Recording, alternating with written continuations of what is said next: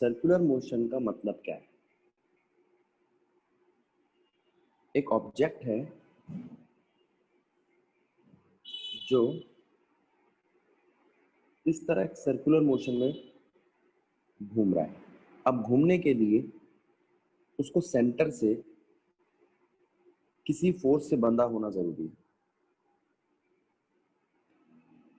अब यहाँ पे दो चीजें आती हैं, एक तो सेंटर पे लगने वाली फोर्स, वो है सेंट्रीपिटल फोर्स। सर्कुलर मोशन में सेंट्रीपिटल फोर्स वो फोर्स होती है जो सेंटर की तरफ लगती है। ये नेसेसरी फोर्स है इस सर्कुलर मोशन के लिए, इस चीज को घुमाने के लिए। ठीक है। दूसरी एक सेल्फ एग्जिस्टिंग फोर्स भी होती है जिसे हम कहते हैं सेंट्रीफ्यूगल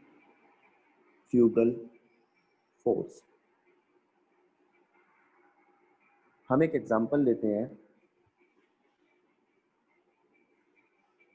ग्रेविटेशन का। ग्रेविटेशन में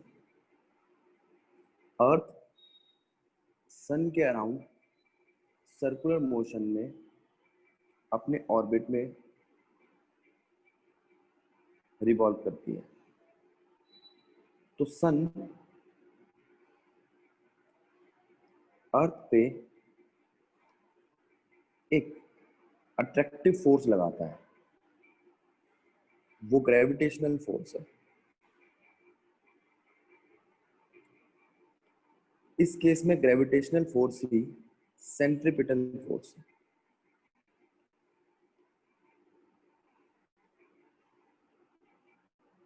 और सन के सेंट्रीपिटल फोर्स की वजह से सन एज अ सेंटर, वैसे तो सन फोकस पे होता है, आ जाता है इस ऑर्बिट के, और ऑर्बिट में अर्थ इस तरह सर्कुलर मोशन में रिवॉल्व करती है।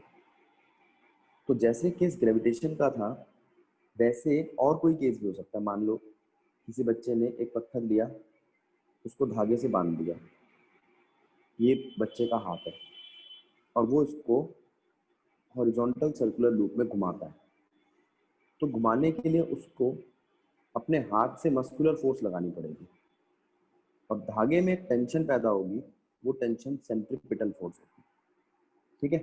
अच्छा, जब भी कभी सेंट्रीपिटल फोर्स पैदा होती है सेंटर की तरफ, तो सेंट्रीफ्यूगल फोर्स अपने आप सेल्फ एग्जिस्टिंग फोर्स पैदा होती है जो उस फोर्स को काउंटर करती है। अगर ये एक्शन है तो ये रिएक्शन होता है। ठीक है। तो अगर सेंट्रीपिटल फोर्स एक्शन है तो सेंट्रीफ्यूगल फोर्स रिएक्शन होता है। ठीक है। दूसरी बात, अब कोई फोर्स अंदर की तरफ लगेगी तो एक्सेलरेशन भी पैदा होगा। तो दो चीजें होगी, एक सेंट्रीपिटल फोर्स और एक सेंट्रीपिटल एक्सेलरेशन। सर्कुलर मोशन में एक कांस्टेंट एक्सेलरेशन हमेशा सेंटर की तरफ लगता रहता है, वो है आपका सेंट्रीपिटल एक्सेलरेशन। ये अलग अलग पॉइंट पे दिखाया मैंने, लेकिन सेंट्रीपिटल एक्सेलरेशन की डायरेक्शन हमेशा टुवर्ड्स द सेंटर है। एक बात। दूसरी बात, हर पॉइंट पर उस पॉइंट पे उस पार्टिकल की वेलोसिटी जो होगी उसकी डायरेक्शन टेंजेंशियल होगी। इसका मतलब सर्कुलर मोशन में अगर वेलोसिटी का मैग्नीट्यूड कांस्टेंट भी है तो हर पॉइंट पे उसकी डायरेक्शन चेंज होती रहेगी, इसलिए इसकी वेलोसिटी हर पॉइंट पर चेंज होती रहेगी। ठीक है। अगर ये जो v1 और v2 है इनका मैग्नीट्यूड कांस्टेंट भी है तो भी मैं कहूंगा v1 और v2 इक्वल नहीं है, क्योंकि इनकी डायरेक्शन अलग है, और वो डायरेक्शन क्या है? टेंजेंशियल। ठीक है। तो यहाँ पे हमने क्या क्या बात ध्यान दी? पहली सेंट्रीपिटल फोर्स, दूसरी centrifugal force. Centripetal force towards centre लगती है, सेंट्रीफ्यूगल फोर्स एक सेल्फ एग्जिस्टिंग फोर्स है जो टेंजेंशियल लगती है सेंट्रीपिटल फोर्स से। तीसरी बात, सेंट्रीपिटल फोर्स से एक एक्सेलरेशन डेवलप होता है, उसे हम सेंट्रीपिटल एक्सेलरेशन कहते हैं। चौथी बात, यहाँ एक वेलोसिटी हर पॉइंट, ऑब्जेक्ट की जो वेलोसिटी वो हर पॉइंट पर चेंज करती रहती है। जो सर्कुलर मोशन में ऑब्जेक्ट रिवॉल्व कर रहा है उसकी वेलोसिटी हर पॉइंट पर चेंज करती रहती है और वो वेलोसिटी होती है टेंजेंशियल टू सर्कुलर मोशन। ठीक है, आगे देखते हैं, ये पॉइंट बताएं। अच्छा, एक चीज और, ये जो रेडियस लिए थे मैंने R1 R2, इन सब की डायरेक्शन तो अलग है, लेकिन मैग्नीट्यूड आप जानते हैं, एक सर्कल में जो रेडियस है या सेंटर से सर्कमफ्रेंस तक का डिस्टेंस है वो हमेशा कांस्टेंट रहता है मैग्नीट्यूड में। ठीक है,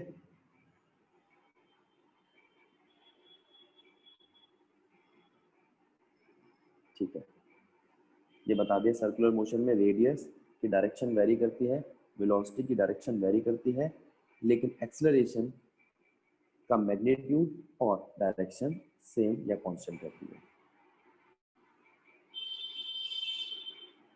आगे,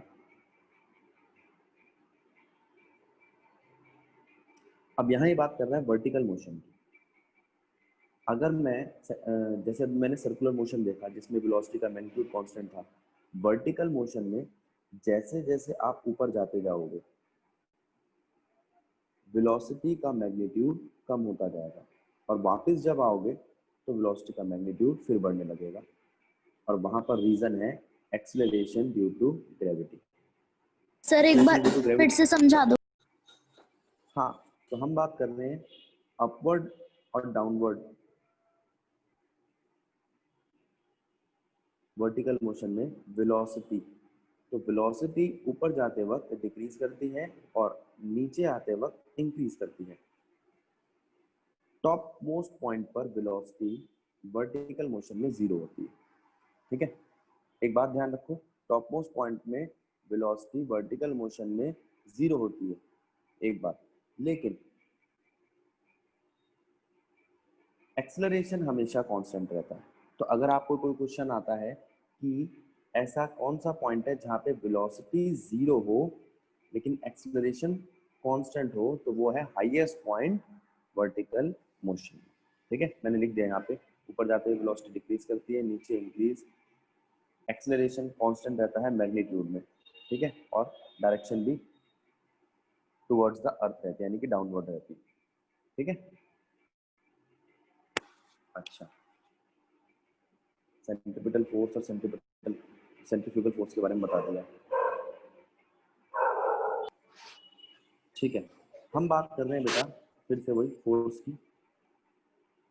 अभी मैंने आपको बताया था फोर्स एक्शन और रिएक्शन दो पार्ट में है। ठीक है, एक वो फोर्स जो हम अप्लाई कर रहे हैं, एक वो फोर्स जो काउंटर कर रही है हमारी अप्लाइड फोर्स को। तो सर्कुलर मोशन में सेंट्रीपिटल फोर्स है जो हम अप्लाई कर रहे हैं, और सेंट्रीफ्यूगल फोर्स है सेल्फ एक्सिस्टिंग फोर्स जो काउंटर कर रही है।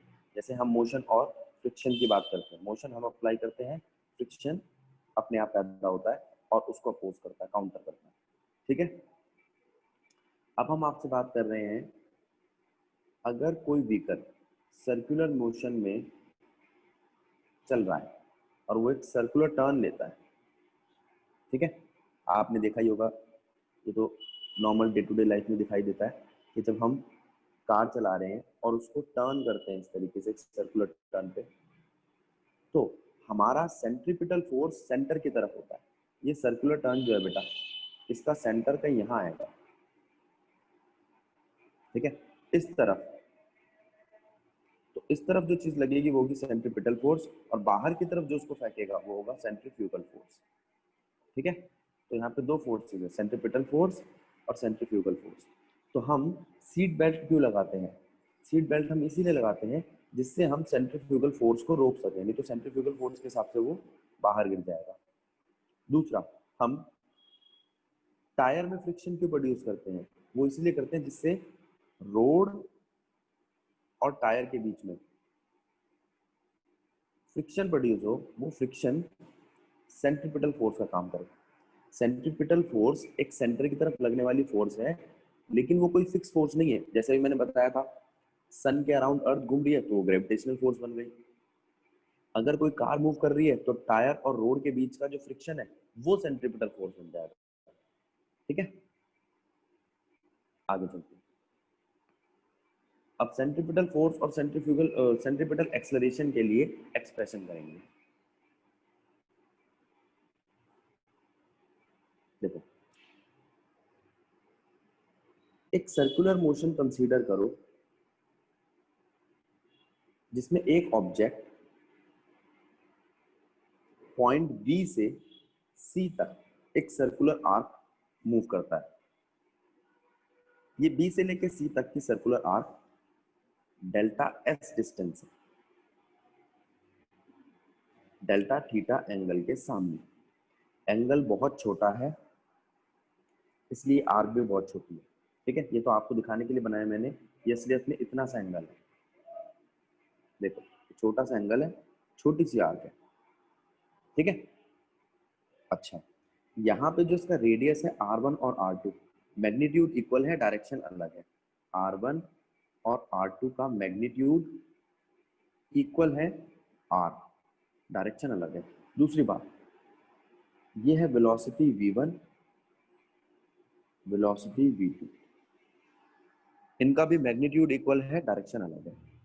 ठीक है, ये लिख दिया।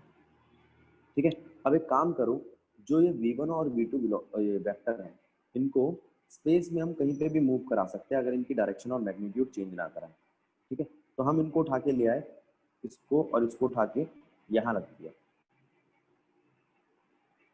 और इनसे एक ट्राइंगल बना लिया। हमने देखा इस ट्राइंगल में जो एंगल है वो है डेल्टा थीटा, जो इस ट्राइंगल के अंदर था। क्यों? क्योंकि ये इससे नॉर्मल है और ये इससे नॉर्मल है, और थ्योरम ऑफ नॉर्मल के हिसाब से जो एंगल लाइंस के बीच में होता है वही एंगल उनके नॉर्मल्स के बीच में होना चाहिए। अगर ये डेल्टा थीटा है तो ये भी डेल्टा थीटा होगा। ठीक है, देखो अब इस ट्रायंगल को मैंने नाम दे दिया LMN। Triangle LMN triangle ABC से सिमिलर है। ठीक है, अगर ट्रायंगल LMN ABC से सिमिलर है तो उनकी साइड्स की रेशियो इक्वल होगी। साइड देखते हैं, LM AB, LM divided by AB। दूसरी side MN BC, MN divided by BC। LM क्या है? LM है V1, मैंने उसका सिर्फ मैग्नीट्यूड लिया, और AB है R1, इसका भी सिर्फ मैग्नीट्यूड लिया, यानी कि B और R। MN क्या है? डेल्टा V, और BC क्या है? Delta S। डेल्टा S का मतलब है चेंज इन पोजीशन, यानी कि वो आपकी छोटी सी आर्क AB, और डेल्टा V का मतलब क्या है? Change in velocity. ठीक है, अब डेल्टा V को तो हमने यही रखा, डेल्टा S को हम सामने ले गए, तो डेल्टा V आ गया delta S V into R. Differentiate with respect to time. अब टाइम के साथ डिफ्रेंशिएट करने पर डेल्टा V बन गया आपका एक्सेलरेशन, सेंट्रीपिटल एक्सेलरेशन, और डेल्टा S को टाइम के साथ डिवाइड करने पे बन गया वेलोसिटी। ठीक है, तो ये आया velocity, velocity divided by R. Centripetal acceleration का फॉर्मूला बन गया v² बाय आर। अच्छा, हम जानते हैं फोर्स होता है मास इनटू एक्सेलरेशन, तो सेंट्रीपिटल फोर्स क्या हो जाएगा? मास इनटू सेंट्रीपिटल एक्सेलरेशन, तो वो बन जाएगा mv² अपॉन आर। ये है आपकी सेंट्रीपिटल फोर्स। अच्छा, एक चीज और ध्यान रखना बेटा, जितनी सेंट्रीपिटल फोर्स है उतनी ही सेंट्रीफ्यूगल फोर्स होगी। सेंट्रीपिटल फोर्स क्या है? mv² अपॉन में R toward center. Centrifugal force क्या है? mv² अपॉन में आर टेंजेंशियल। ठीक है, इस बात को समझो। तो यहाँ पर आपका सेंट्रीपिटल फोर्स और सेंट्रीपिटल एक्सेलरेशन का एक्सप्रेशन हो गया। अब ध्यान देंगे, अगर थीटा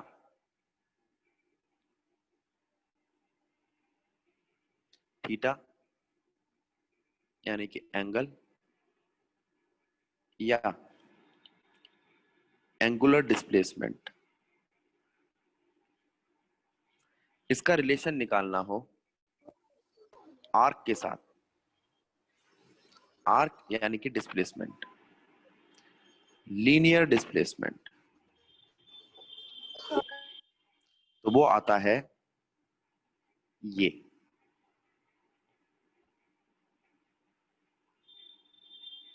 मैंने आपको मैथमेटिकल टूल वाली वीडियो में बताया था, जिसमें हमने बात की थी एंगल की।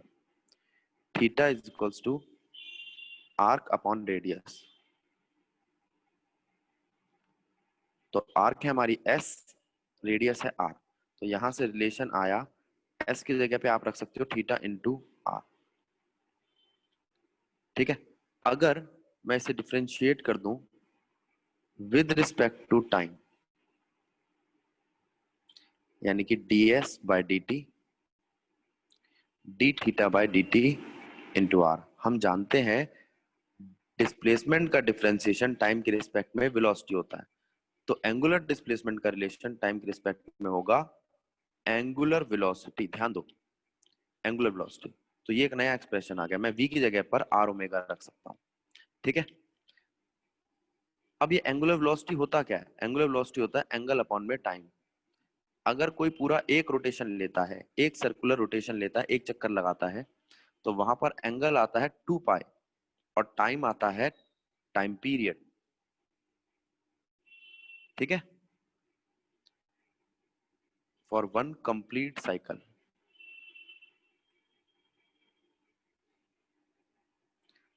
अब अगर हम बात करें आपसे एक्सेलरेशन की, तो एक्सेलरेशन होता है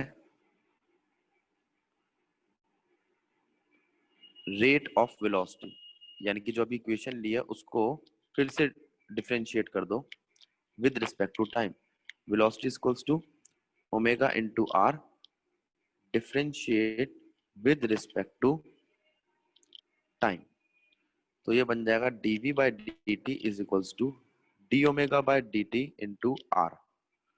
dv बाई डी टी होता है acceleration, D omega by D T होता है अल्फा इंटू आर।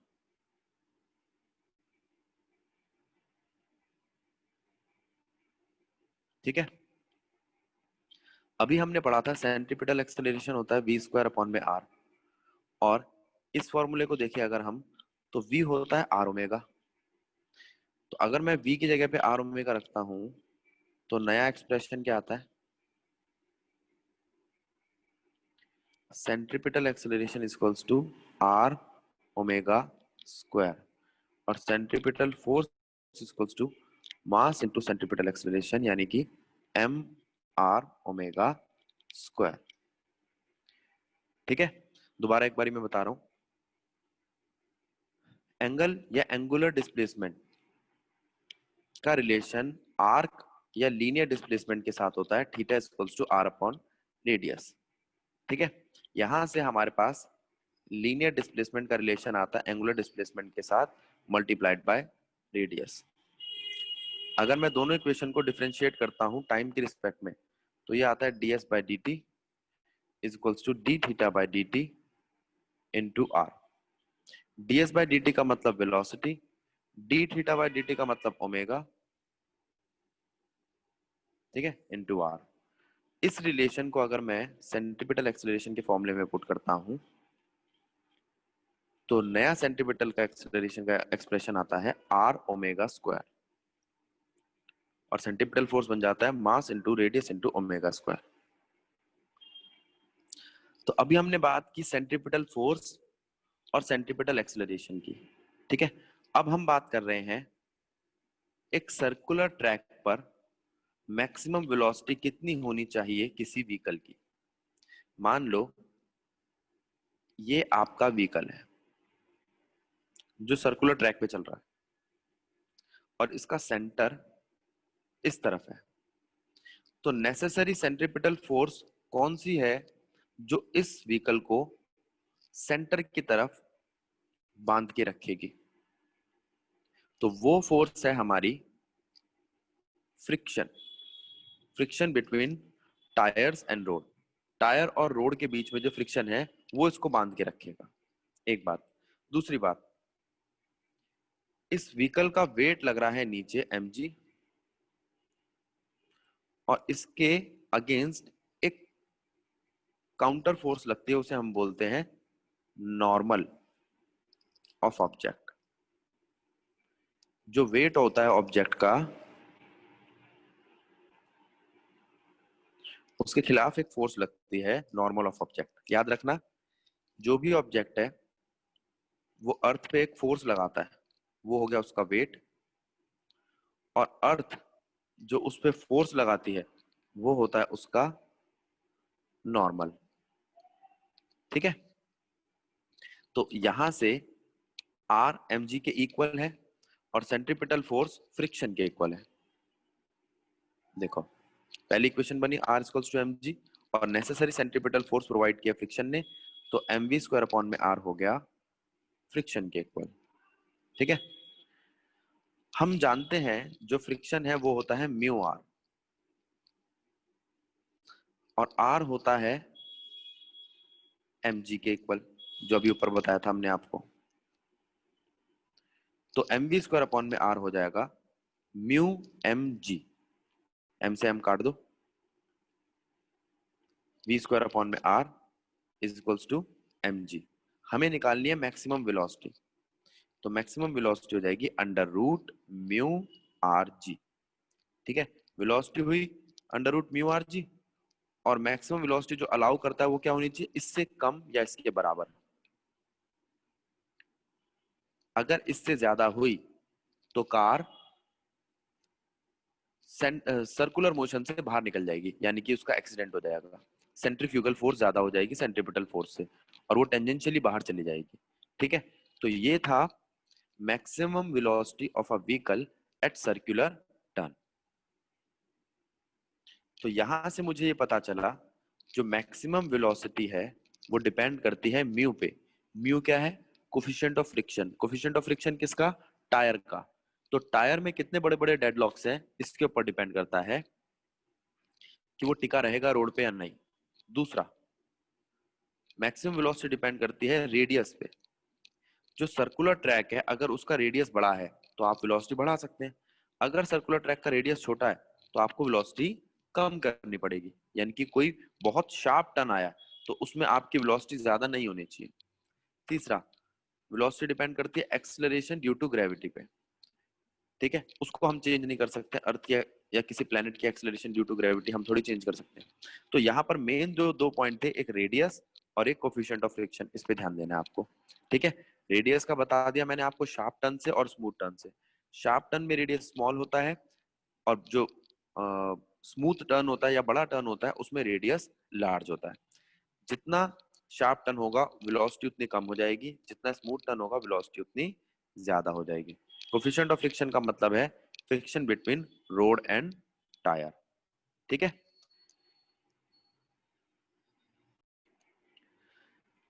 तो सेकंड जो केस आता है हमारा वो है bending of cyclist. Bending of cyclist का क्या मतलब है, अब एक सर्कुलर टर्न आया तो साइक्लिस्ट सेंटर की तरफ झुक जाता है, बेंड कर जाता है अपनी स्पीड को बढ़ाने के लिए या स्पीड उतनी ही रखने के लिए जो उसकी पैरेलल लेन पे थी। ठीक है, ऐसा क्यों करता है वो, देखते हैं अभी हम क्या होता है यहाँ पर। ये साइक्लिस्ट है नॉर्मल स्टेज में जब वो बेंट नहीं करा था। ठीक है, और जब वो झुका, बेंट करा, तो उसकी साइकिल कुछ इस तरीके से झुक गई। ठीक है, अब जरा ध्यान दो, बेंड होते वक्त उसका नॉर्मल ये है आर। वो कितना एंगल बेंड करा है अपनी ओरिजिनल पोजीशन से, थीटा। तो मैंने आपको वेक्टर में बताया था कि जब भी कोई ऐसी चीज आती है तो उसको हम रिजॉल्व कर सकते हैं थीटा की तरफ आर का कॉस थीटा, और थीटा से 90 डिग्री पर आर का साइन थीटा। ये आपको बता रखा है मैंने रिजॉल्व करना। ठीक है, अच्छा, अब देखो सेंटर की तरफ क्या लग रहा है, फ्रिक्शन। अब वो फ्रिक्शन क्या है, पहले तो हमने बताया था आपको कि वो फ्रिक्शन टायर की वजह से, अब वो फ्रिक्शन इस आर के साइन थीटा की वजह से भी प्रोड्यूस हो रहा है। मान लो टायर का फ्रिक्शन उतना अच्छा नहीं है, फिर भी बेंडिंग ऑफ साइक्लिस्ट उसको साइकिल जो है बेंड करना साइक्लिस्ट को हेल्प करेगा। क्या हेल्प करेगा, एक आर का साइन थीटा प्रोवाइड करेगा जो सेंटर की तरफ लग रहा होगा। ठीक है। ये R sine theta mv square upon में r यानी कि सेंट्रीपिटल फोर्स के इक्वल हो जाएगा, और r का cos थीटा जो ऊपर लग रहा है वो हमारे या साइक्लिस्ट के वेट के इक्वल हो जाएगा mg के। अब जरा ध्यान दो, इक्विलिब्रियम पे दो फोर्सेस आ रही है जो एक दूसरे को बैलेंस कर रही है। पहली फोर्स है r sine theta centripetal force के, दूसरी फोर्स है r cos थीटा mg के। ठीक है, तो ये लिया हमने r cos theta is equals to mg, इसको मारो गोली, और r sin theta is equals to mv square upon में r। अगर मैं इन दोनों इक्वेशन को डिवाइड करता हूं तो हमारे पास जो इक्वेशन आती है वो आती है r sin theta divided by r cos theta is equals to mv square upon में r डिवाइडेड बाय mg।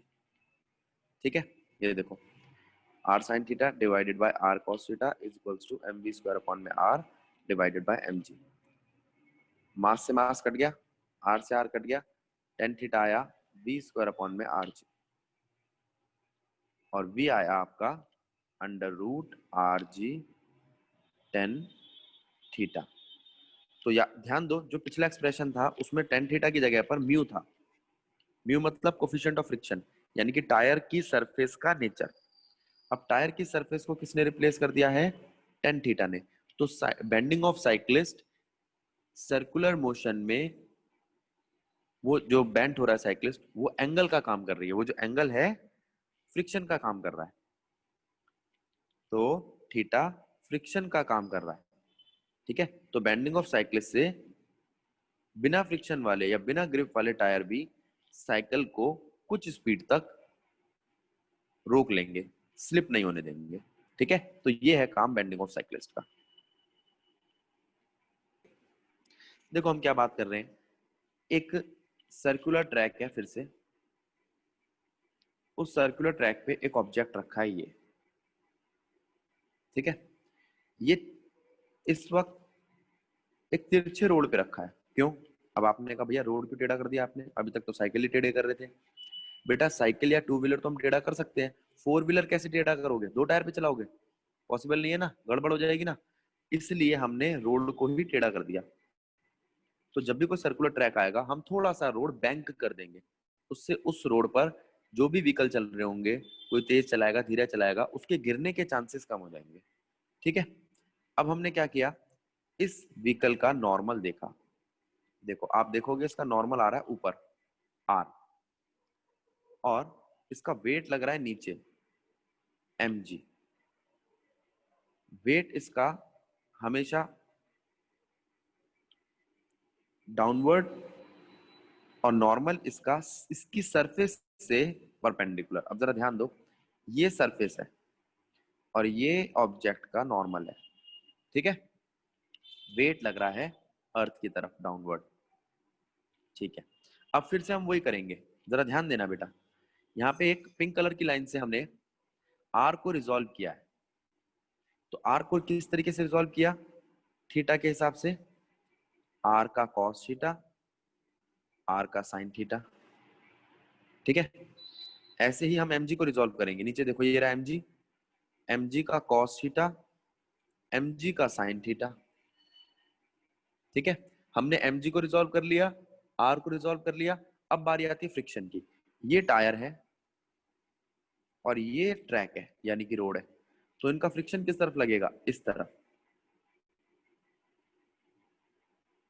ये फ्रिक्शन, अब इस फ्रिक्शन को रिजॉल्व कर रहे हैं।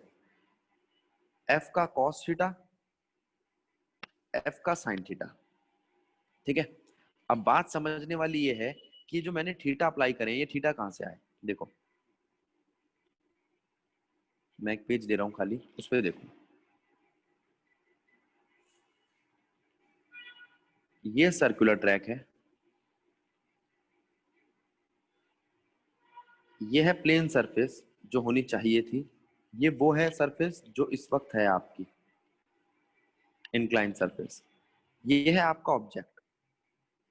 ठीक है, इस वक्त मैं सिर्फ एक पॉइंट ऑब्जेक्ट लेके चल रहा हूं। उस पॉइंट ऑब्जेक्ट का नॉर्मल देखो आप,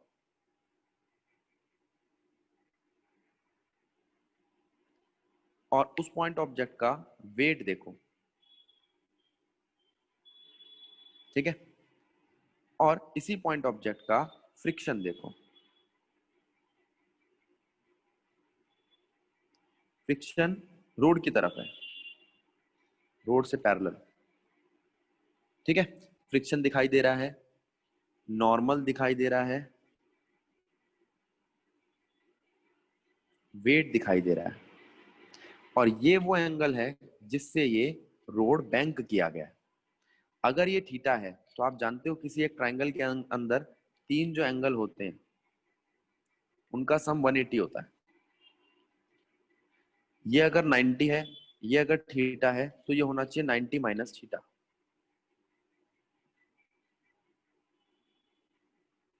और अगर ये 90 माइनस थीटा है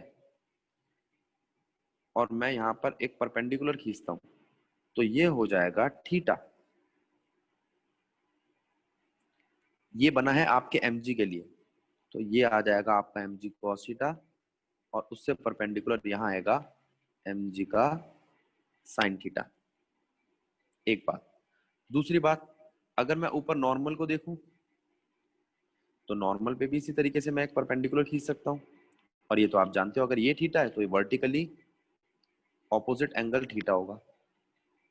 फिर यहां बनेगा आर का cos थीटा, यहां बनेगा आर का sin थीटा, ठीक है। अब फिर वही परपेंडिकुलर वाली थ्योरम लगाएं तो यहां पर थीटा आता है, इस थीटा के हिसाब से यहां बनेगा एफ का cos थीटा, और नीचे की तरफ बनेगा एफ का sin थीटा। ये तीनों मैंने एक साथ रख के दिखा दिए अब आपको किस किस तरीके से बने, ठीक है। अब मैं आगे बढ़ रहा हूं फिगर की तरफ। इस फिगर में सेंटर की तरफ जाने वाली फोर्सेस है आर साइन थीटा और एफ कॉस थीटा।